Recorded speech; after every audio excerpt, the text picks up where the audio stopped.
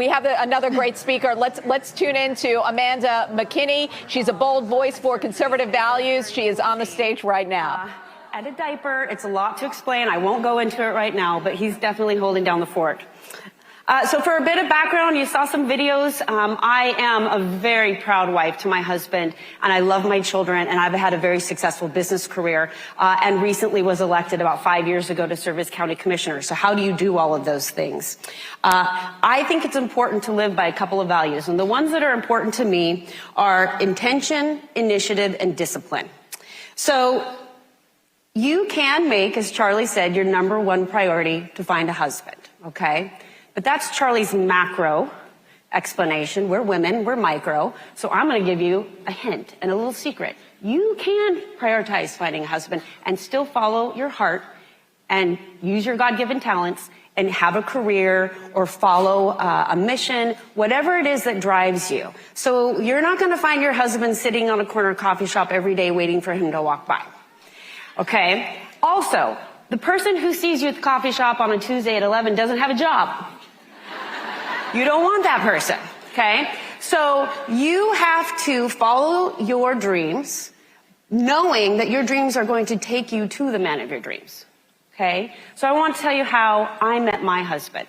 So I was a successful mortgage broker. I had already owned several pieces of real estate and had my own company. And it was important to me, a value that I was raised in was community service, okay? So I was involved in the local service club.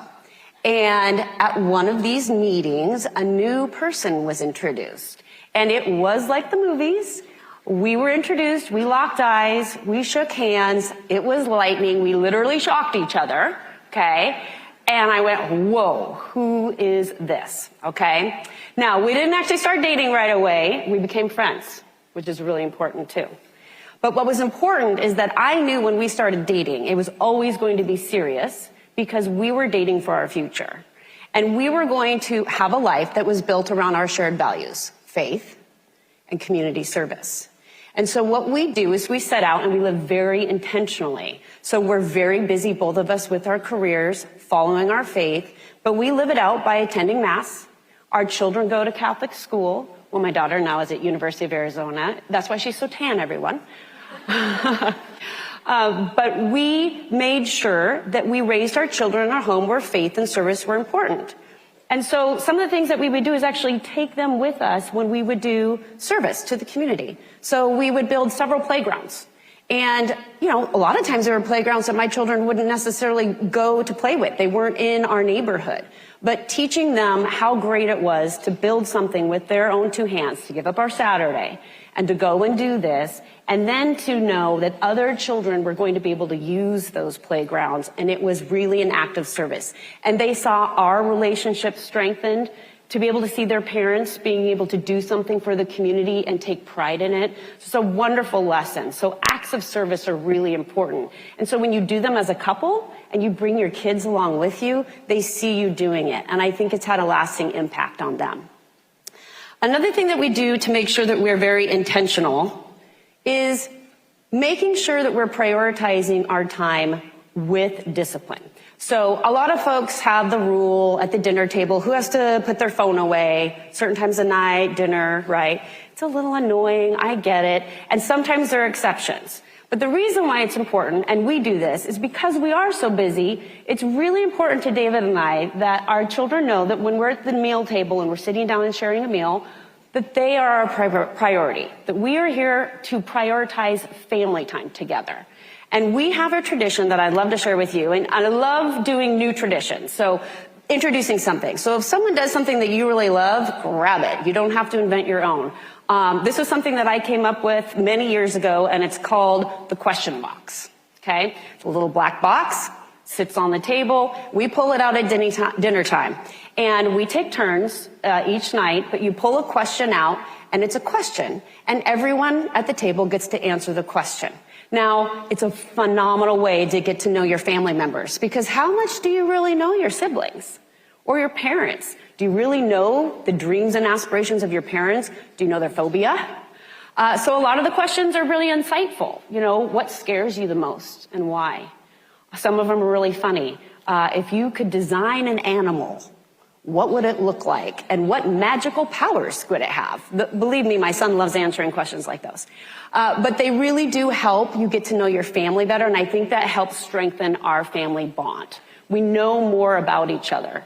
Another thing that is critically important is always, we pray at meal times and bedtime. Setting up that bedtime tradition with your children, and we do bedtime prayers and thankfuls. So everyone has to share a thankful before they go to bed at night, because the last thing I want them to think about before they go to bed is what they're thankful for that God gave them that day. It's a great way to end your day. I have to talk about the summer fun bucket too. So Caitlin, I started this when Caitlin was younger, but because I'm very busy, I want to make sure that there's certain things that they look forward to. I look forward to seeing them every day, and if I go on a trip and come home, I'm so excited to see them when I come back. So I came up with the idea of the summer fun bucket, which is on early morning of the last day of school. They have a bucket full of all the things that you need to have a successful summer as a child, okay? Lots of s'mores, lots of licorice, lots of water balloons. Sometimes it's a Ninja Creamy. But we do lots of fun things to make sure that they have something to look forward to. And I think it's really exciting. And I know that Caitlin has said that she's really looking forward to having the summer fun bucket for her kids when she grows up. Next, I wanted to kind of pivot a little bit to leadership. And leadership is really critical. And again, that's why it's so important for you to follow your dreams, because through your service, acts of service to other, through being in the business community, through learning how to run a business or how to help someone else's business be successful, you are proving to your future spouse that you will make a good partner. They want to have someone who they know they can rely on to be reliable at home with the family, that you know how to make things happen, that you're going to be able to take care of things and manage things, manage a budget, manage all of those things. So when you have leadership, though, it's important that you have initiative. So each of you took initiative to be here today, right? You thought about it, and it was something you wanted to do, and you decided, you know what, when other people aren't going to do it, I'm going to make a decision, and I'm going to make a sacrifice. I'm going to spend my money and my time, and I'm going to come here because it's important to me to come and listen to what they're going to say. I'm going to learn from this. So you took initiative. So when I decided to become commissioner, I will say that it was something where I was just going to be a county commissioner because I saw a need in the community to have more business acumen at the county level. I don't even know if any of you know who your county commissioner is, or they call them supervisors, county judges, but they're really important. And I will tell you, the number one thing that people care about is roads, roads, roads. They're too dusty, they have potholes, all the things, right? There's a lot more that goes into it, but I would encourage you to look into see who your local electeds are, because they actually need to hear from you. So taking initiative is important, but what I want to leave you with on leadership is that it's not enough just to have an initiative. You actually have to have planning, right? So my dad's a federally licensed firearms dealer, and so I'm going to use a gun analogy here, and it's ready, aim, fire, okay? Very important. You're not going to hit it if you're not prepared and you're not aiming, okay? So I'm going to tell a little story that happened in our town, and it has to do with COVID, okay? So that was a horrible experience for all of us. But I was actually in a leadership role in our community during COVID. And a lot of people were looking at me for leadership. How are we going to get out of this situation? And in Washington State, I will simply say, we were in lockdown, okay? We were put in regions, and we were given certain metrics that we had to meet in order to have our own freedom back. So to describe this to you, we were not allowed to have anyone over to our own home if they didn't live in our home. Can you imagine not having your kids see your grandparents, not even being able to have them come over for fear that you were going to get turned in? Our children, we had to make sure that we attested to their health and well-being every day when they finally went back to school. They had to have temperature checks at drop-off. They had to wear masks at all times. Now, I will tell you, Duke was 6 at the time, and he came home one day and he said, Mama, if this mask is going to keep me from getting COVID, why do I get to take it off twice a day? Sitting in class. Smart kid. But what I will say is that it was the Hunger Games. It was absolutely the Hunger Games. And we wanted to get out of lockdowns really bad. And it was all about our hospital metrics. So I will tell you that I did not have faith that the people who were in charge were going to keep accurate information. So I wanted to be prepared. I wanted to be ready. So I made sure to independently verify and gather all of the data that was going to be used for us to be able to get our freedom back.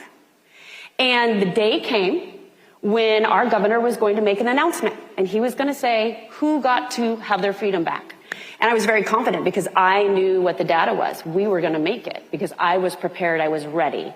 And he goes on live television and he has a press conference and he says, everybody in Washington state is moving out of their homes back to restaurants except our region. We didn't make it. And they flashed the numbers up on the screen and they were wrong. And not just a little wrong, really wrong. Like anyone who was paying attention could tell they were wrong, which I was paying attention. So I was ready. Now I had to aim. So it was immediately going out to all the different hospitals, using my peer commissioners that I built relationships with, and being able to get that information to the state health department and the governor and say, listen, I'm sure that you didn't mean to, but this was a mistake, and here's all the data to prove it, and we deserve to move out of our homes. And our governor said, you know, our state health department is so busy addressing COVID that this is correct, the data you provided, but we don't have time to fix it. It would be too difficult for the state health department to update the website. And so you can just sit and wait 2 more weeks to see whether or not you meet the next time. 2 weeks. You know how many people are depending upon this decision? 1 million people. 1 million people not able to leave their homes or have their parents or family over to their own home. That wasn't good enough. So I aimed and then I fired. So I went straight to every person in the political party that he is in and gave them the data and said, if this was your community, would you want to get out? Wouldn't you want that? Would you fight for this for your own community? And I went to the media. And what ended up happening is that there was so much pressure publicly to simply correct the data. On Valentine's Day weekend, there was a tweet. And 1 million people in central Washington state got the good news that they were able to go out to a restaurant again, take their husband out, right? That's the ready, aim, fire. Now, if I hadn't have been prepared, I hadn't taken the initiative to be prepared, I would never have been able to so quickly move. And we would have been stuck for 2 more weeks, which was not going to happen. We needed to be able to get out. We deserved it. So tying that into why is a county commissioner up here, I would say that your issues, your local issues, there are national issues. You hear our president talk about it all the time.